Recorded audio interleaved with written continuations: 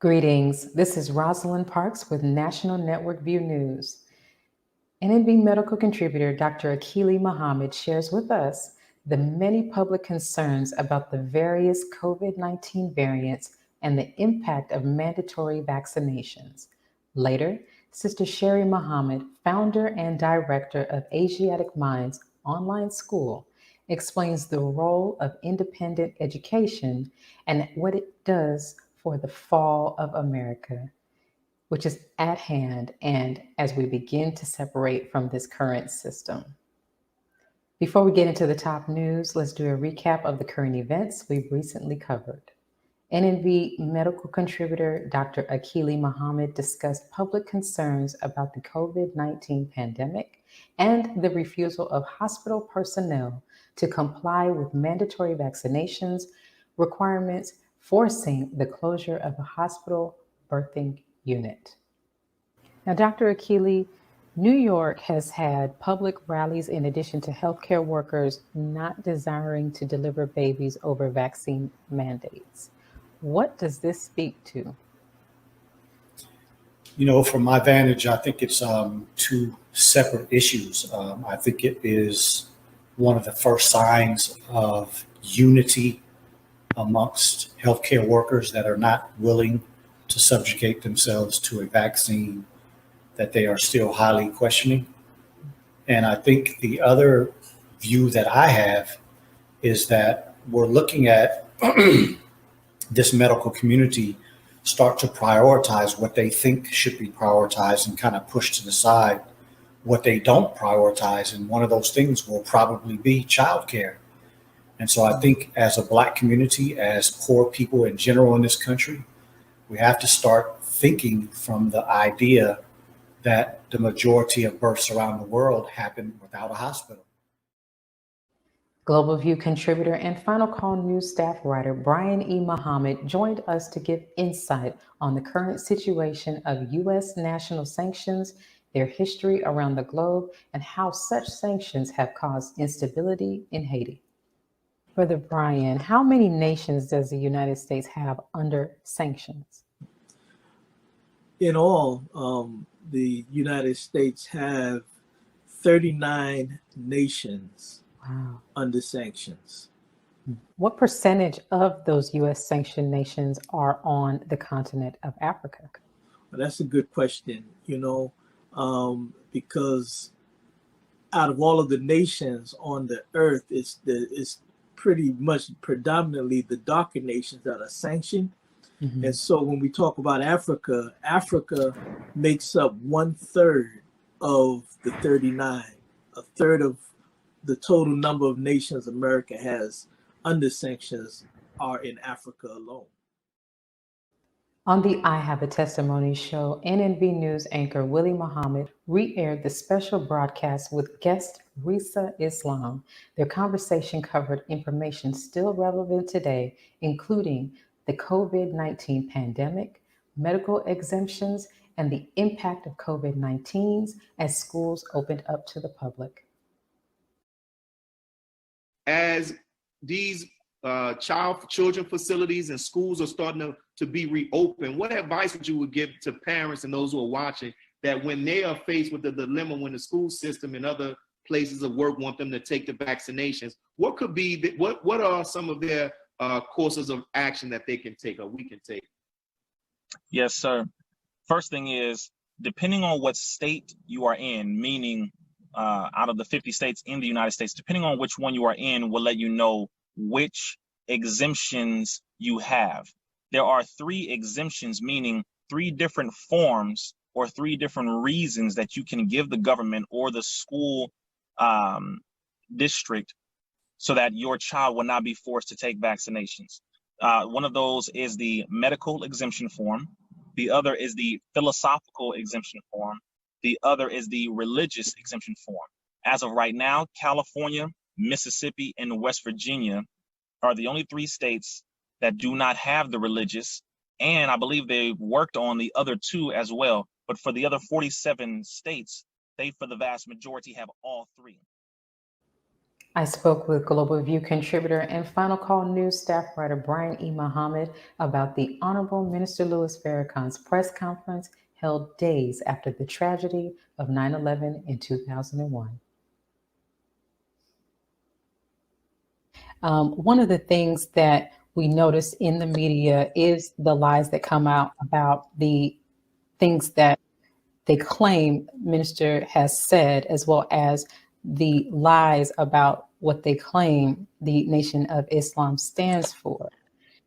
Would you say that the minister, in calling them heroes, in that instance, has shown us by example that we could rise above any personal issues that we have during a great time of tragedy and come together?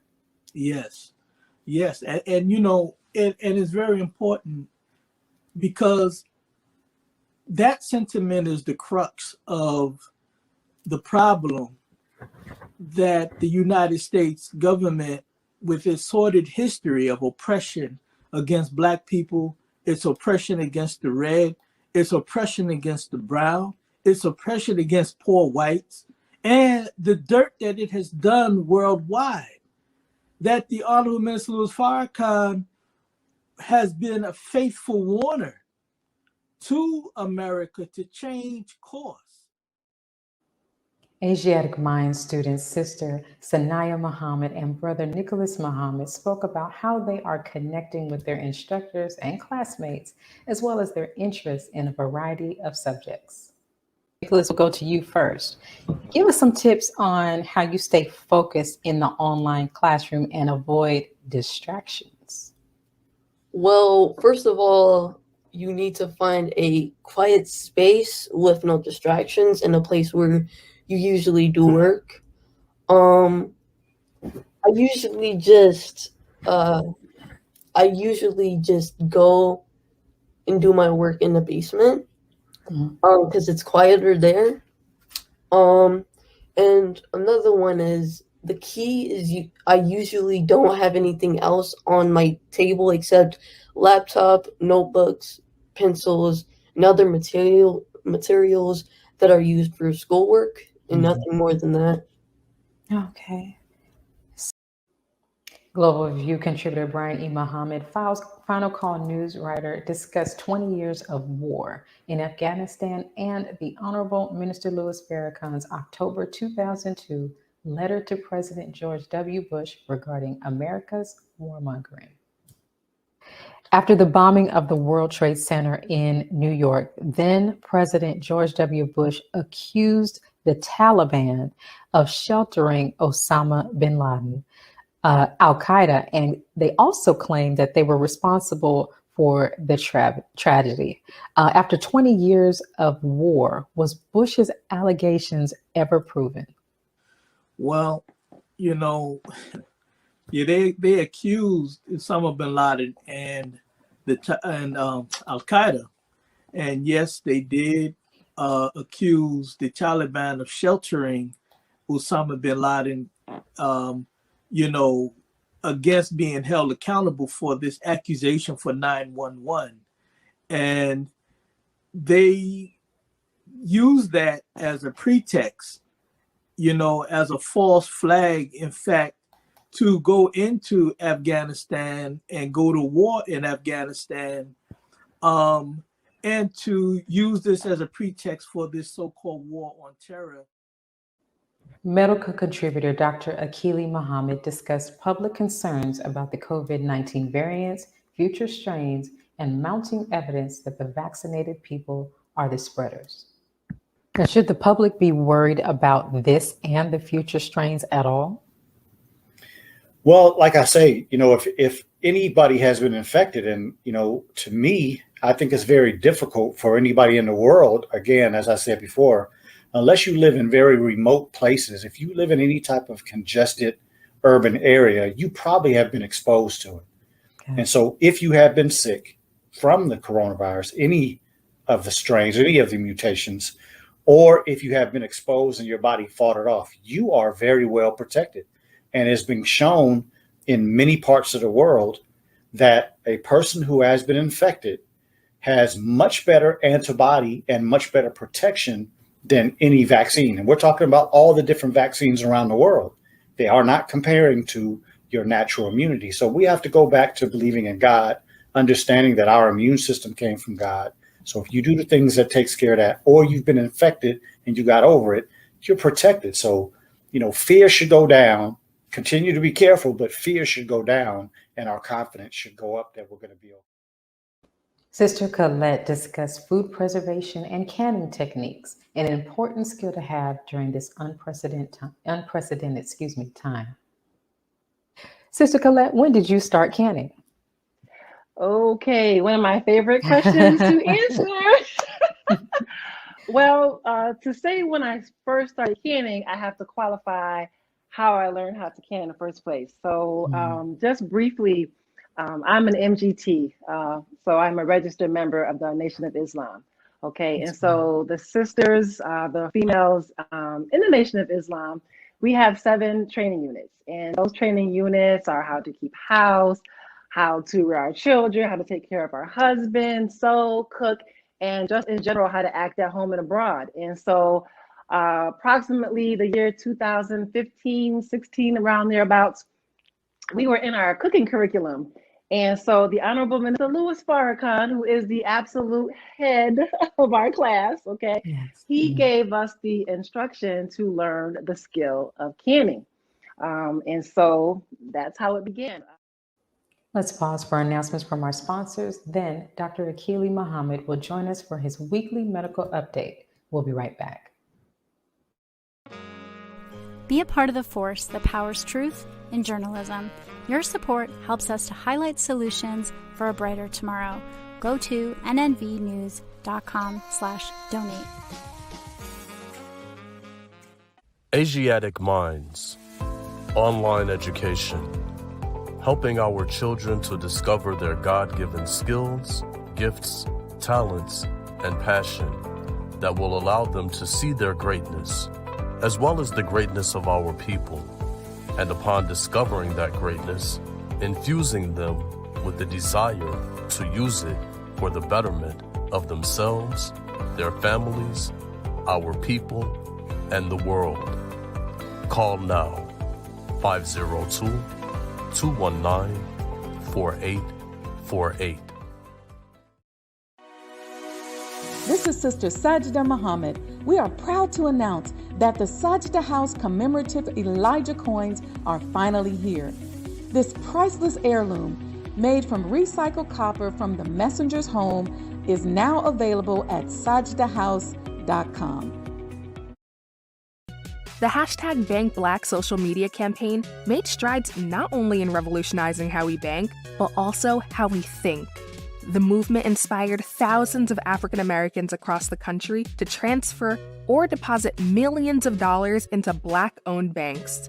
These are banks that will invest in urban communities, employ African Americans, support Black businesses, and inspire Black home ownership. This is a very proud moment for our culture as we are taking small, but significant, steps towards building Black power through Black wealth. Thank you for tuning in to NNV News. Please share your thoughts with us in the comments section below. Follow us on social media at NNV News, and please subscribe to our YouTube channel, National Network View. This is Clifton Muhammad with NNVnews.com.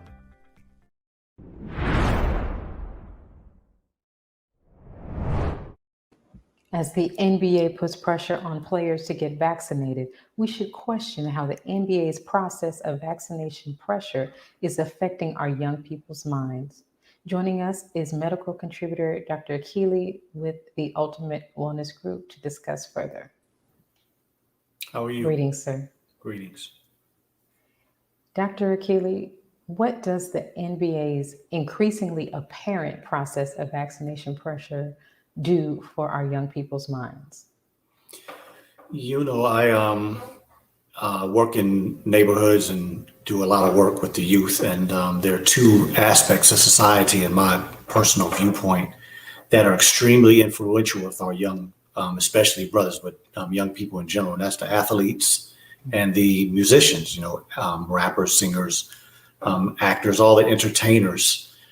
And to me, what I have seen in the last few days, it makes me consider that the power that some of these young brothers are showing by being resistant or not having a conversation, keeping their ideas private, is something I think that shows strength. And it's something that we haven't seen, I would say, since Colin Kaepernick stood up. And we know after the years of Colin Kaepernick pretty much being whiteballed out the league, there were a few people that stood with him continuously, but the majority of people went back to things as normal. And so I'm happy to see, and I'm praying that the young people are looking at this and gathering some strength, because not only is there an influence on the youth, but there also is a stance that we need to take as Black people, and especially as Black athletes, against this imposter Jews that have a tendency to use them up and then throw them away when they're finished. Good point. Now, is the attention being paid to our athletes beneficial at all for our youth? I think it is, you know what, because there are just so many of our youth that have a plan to be an athlete or some type of entertainer. That's the more easy route. That's the more flashy route. That's the quick route, rather than the, go to school and grind it out and whatever the case may be, or, go get a trade or to become an entrepreneur and wait for the time that it takes for that to build itself. And so I think when we're looking at the type of attention that our young people pay, I think it's a good thing. Not necessarily that I want them to tell them or people to make one decision. Your decision is your own. But to see these young men to stand up like they are and not giving in to the pressure, I think is a beautiful example for our young people to use in their future, no matter what aspect of society they wind up in. Yes, sir. Now, one of the players asked about the difference between infection with and without vaccination. How do you believe that will affect those who are paying attention? Yeah, I think that was Brandon Bill, I think his name is. I know his last name is Bill. I may be wrong on his first name, but he was discussing, in essence, it was an interview, and he asked the interviewers, isn't the chance of me getting infected with the vaccine just like I have a chance of being infected without the vaccine? And he kind of just paused and waited for them to give an answer. I couldn't hear what the answers were, but the way he posed his questions and the way that he spoke, I think that he's done some research. He has some knowledge, and he's basing his decision on gathering information and then coming to a conclusion, rather than like other people like Damian Lillard from the Portland Trailblazers. And I'm not saying this to say anything negative about him. I respect him as well. But he came out and talked about the fact that he and all of his family members got vaccinated because some of his family members died. So his statements were those of fear, whereas Brandon Bill's statements were that of, okay, let me do my research. Let me put my thinking cap on. Let me look at the climate of what's going on around me and make a decision in my own time. I think that's highly respectable. Yes, sir. Now, being that many of our youth are those that are unvaccinated, how will this affect their confidence with this government? I think when we listen to a person like Brandon Bill, right, and I have to go back to a statement that a white woman newscaster said to LeBron James years ago, just shut up and dribble. That is the perspective of white America on athletes and entertainers. You entertain me. And when it's political questions or other things in society, just be quiet. And I think this is powerful because it's starting to change the reality. Colin Kaepernick was one thing, but I think a lot of young people saw how he kind of got whiteballed out the league. And so that may be a little negative, but now we're watching it happen again. And I think it's going to start fostering a spirit like there was in the 50s and the 60s when Black athletes were standing strong. And most of the time, things didn't come out very well for them, but their impact on society was great. And so I think, with this Muhammad Ali thing coming out just a few days ago, and this reality that's happening right now, even with the naysayers, even with all the people that are going to say something negative, I think the impact on young Black and brown and indigenous people is eventually going to show that it was positive. And one thing I want to ask you, Dr. Akili, is how does Minister Louis Farrakhan's Criterion speech tie in with these current events? Wow, that's a powerful question. I think the minister worldwide was the first, let's say, so-called big name that spoke against vaccines, that spoke against this being something that these people would be able to overcome. After his speech, you saw countries start to speak up. You saw leaders in the motherland start to say that they were not going to allow things to happen. So I think that the minister's influence is a lot bigger than people think. And I would not doubt that some of these players and some of the entertainers are getting their information from the minister and maybe other people in the Nation of Islam and other people in general, but starting to use their minds and use their influence, and also to take the time and do some research so that you are not a puppet and just spewing out what somebody has put in your sound check, but to think through what you're saying and to process your own life, I think are some beautiful things. And I think for me, I think it started with Minister Louis Farrakhan, and I think we have to continue to give him credit. Some people may not be able to say that publicly, but for me and those of us who can, I think we have to mention it as much as we can possible, because we will never let anybody make the Honorable Minister Louis Farrakhan as if he's not relevant. Yes, sir.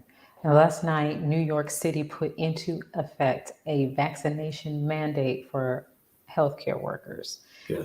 These healthcare workers, or there are some who have already, but healthcare workers who refuse to get the shot will be replaced by the National Guard and foreign workers. What effect will this mandate have on that city? Well, like I've said on many occasions, from my vantage point, when it comes to the medical field, there are usually ideas that start in California or New York. And of course, I'm not saying those are the only places, but those are two pretty common places where certain ideas in medicine tend to spread across the whole country. And so I'm thinking that there are going to be some very vocal people from New York, because there have been a lot of people in writings and other little things happening. But I think this is going to turn up the heat for them to be vocal. I think that there's going to be a certain percentage of the vaccinated that are going to see that this is not, it shouldn't have come to this point. And I'm sure there's some that are going to support it. But I think those that are unvaccinated and those who support them, New York has so many people and has so many healthcare facilities in that city, it's going to be a pretty large pushback. And so, I'm thinking that there are a lot of people around the country that are watching, just like they were watching in Houston when the healthcare employees at Methodist stood up. That was not a positive outcome, but people are going to be watching New York to see how they're going to deal with this. And I think people are going to start using this as a blueprint, but I also think this is going to be the spark of this revolution that we're talking about. And it doesn't mean that it's going to happen in the way sometimes we think about revolution, but this is a revolution that's starting with people making a decision first. Right. The revolution starts in the mind. That's right. Yes, That's sir. right. One thing that we also have been discussing in the news recently is the booster shot. Now that the booster shot is becoming a reality, will we see similar mandates for the booster shot in cities around the country? Yes, I think that's what is happening, right? Because I know I saw something about Biden getting a booster shot. The scientists right now, and especially scientists that the FDA rely on, they're not convinced. They all are still in a place of having more information coming from what's happening to people out here. The VAERS reporting system, the myocarditis, the problems with women in their cycles. They really are looking at these things. And of course, if we continue to have people get booster shots, then these problems that people are having with these adverse effects, they're going to get worse, or they're going to increase in number. Yes. Or maybe individuals may start having more problems than maybe one or two.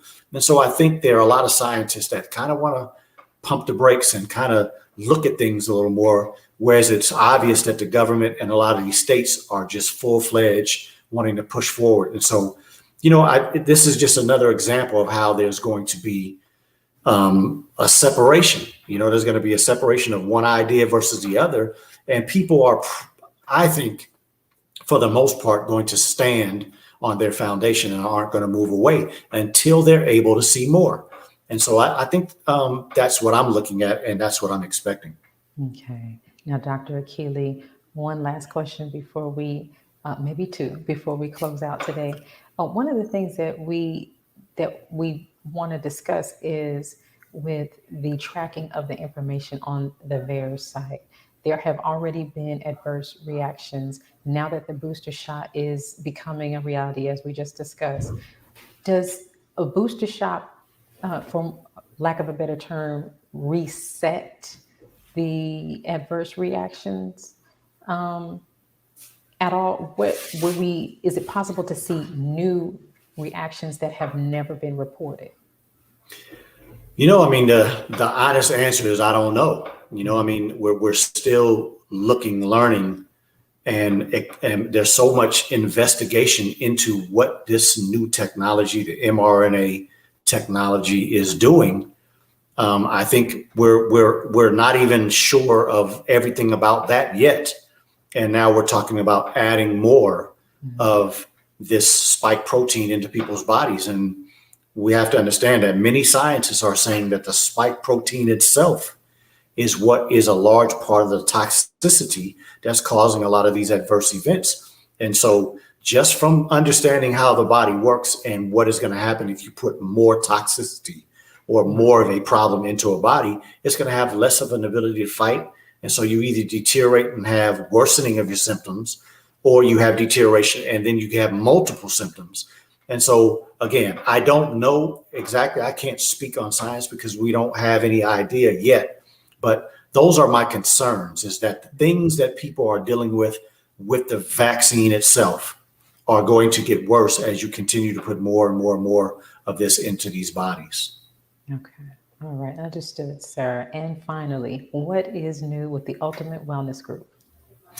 Well, tonight we have a wonderful show. There are two young future physicians that I've been working with for a few years, and they just recently got accepted to medical school. And so we're going to have a celebration of them tonight on blackstream.live/TUWG. So come on and join us. We're going to ask some questions, just have a good conversation with two people who are aspiring to be doctors and did not do it the traditional way. And so we're going to have a discussion and hopefully open people's minds to, before we can separate from our enemy in the way that they try to control us in every aspect, we have to separate from them in our mind. And so we have to stop allowing their ideas and their format of doing things continue to put us in a box. So we're going to talk about being free and looking at your educational experience in a way that fits you and not that fits somebody else's agenda. Yes, sir. Dr. Akili, as always, thank you for your insight on tonight. We look forward to hearing more from you next week. Thank you. I appreciate you having me. Yes, sir. Let's pause for announcements from our sponsors. Coming up, Sister Sherrie Muhammad will join us to explain how independent education plays a major role in our separation from a falling America. We'll be right back. Be a part of the force that powers truth in journalism. Go to nnvnews.com/donate.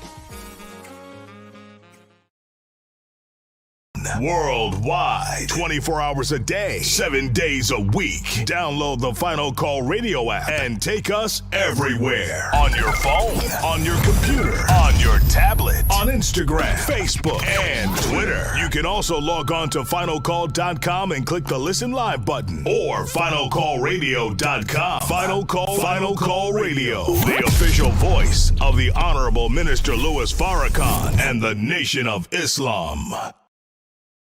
Please share your thoughts with us in the comment section below. Follow us on social media at NNV News, and please subscribe to our YouTube channel at National Network View. I am Anissa Muhammad with NNVnews.com.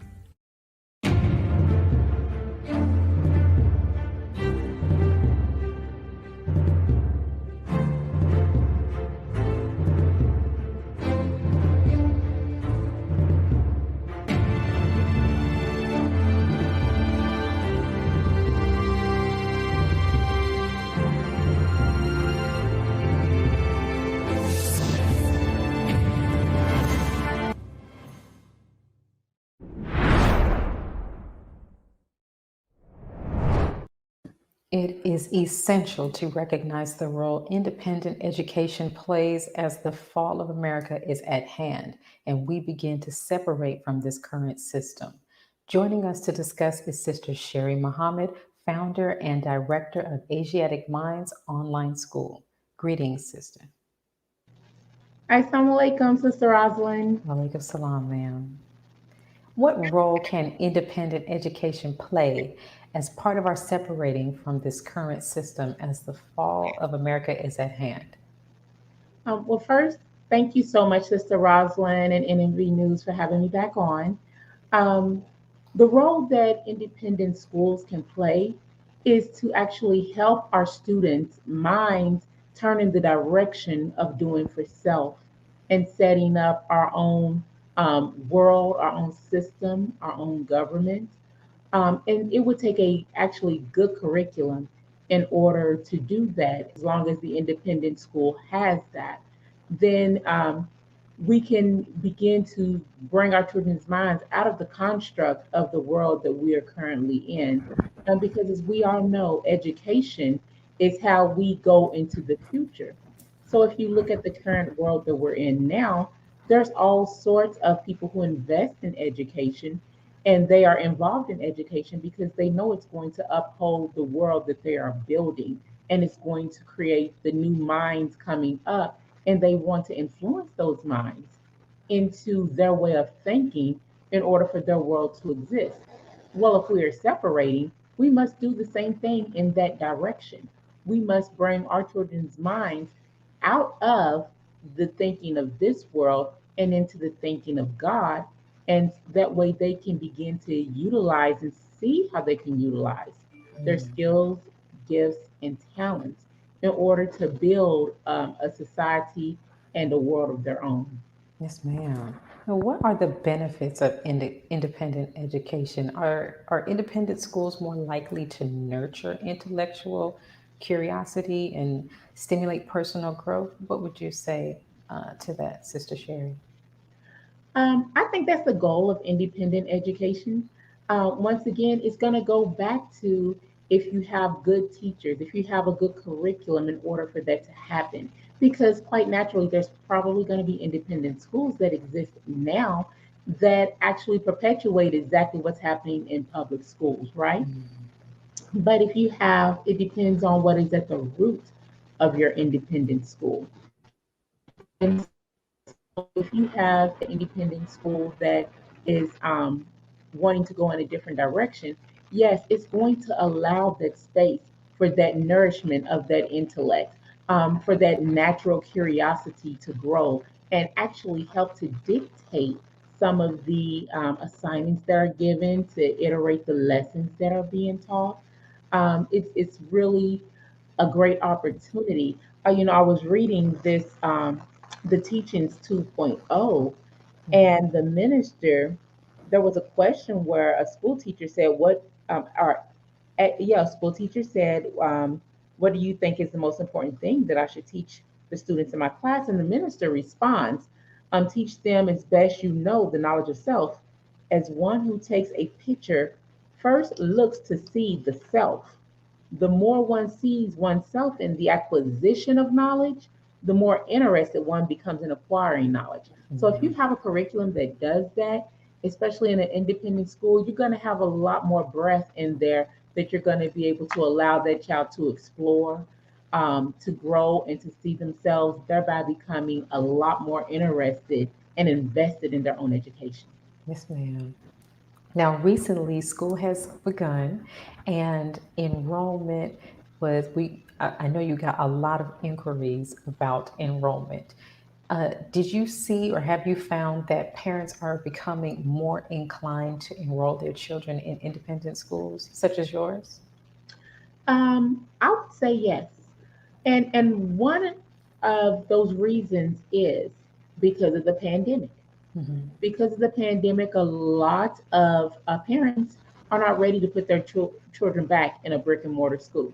So you have a lot of parents and Black parents who, as they are seeking out an independent education, they want one that is going to cater to their children, to their ideologies. to their way of life. And so, yes, I've had a great influx of parents inquiring about Asiatic minds. And so, and I was actually doing some research as well. And yes, in independent school enrollment is definitely up. Mhm.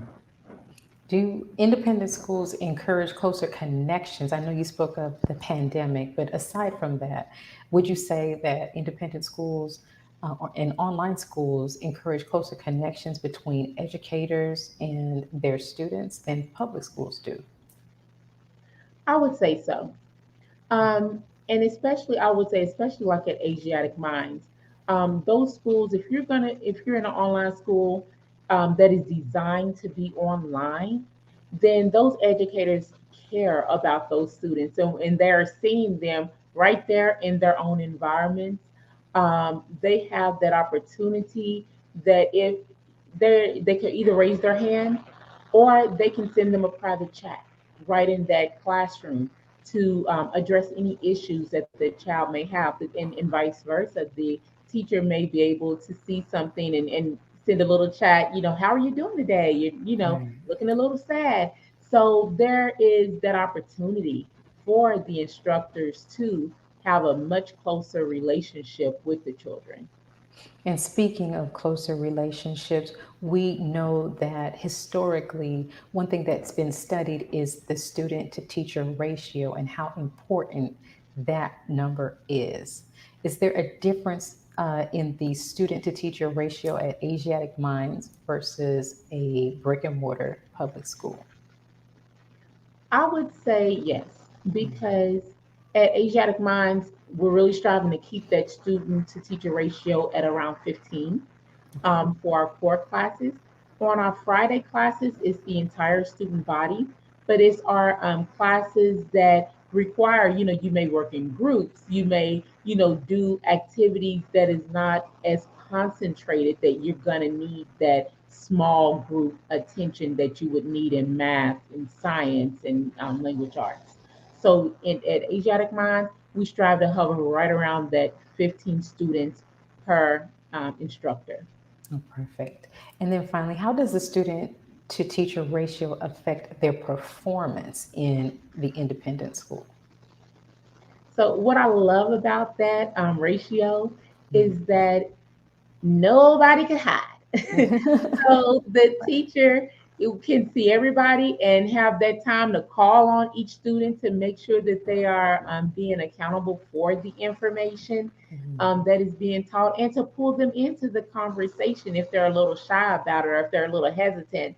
And then it also, what I love seeing in the classroom is not only does the teacher pull in that particular student, but also other students, can take the point and re-explain something that was given. And so they're helping to teach their classmates, and it forms that bond within the classroom.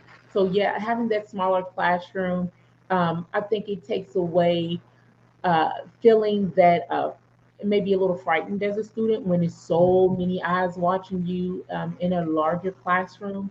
But Right. you can have more of an intimate group that you form bonds, and then you can build this trust, and then you can open up as a student and feel comfortable if you don't quite get something, and you have that space and opportunity and those brothers and sisters with you there to be able to help you through what you may need to understand better. Great point. Now, Sister Sherrie, one thing that we know across the board is that our schools need more money, more funding. How does our financial support for independent education assist us in our separation? Well, our support financially is that freedom isn't free. We can't expect anyone else to come and bail us out.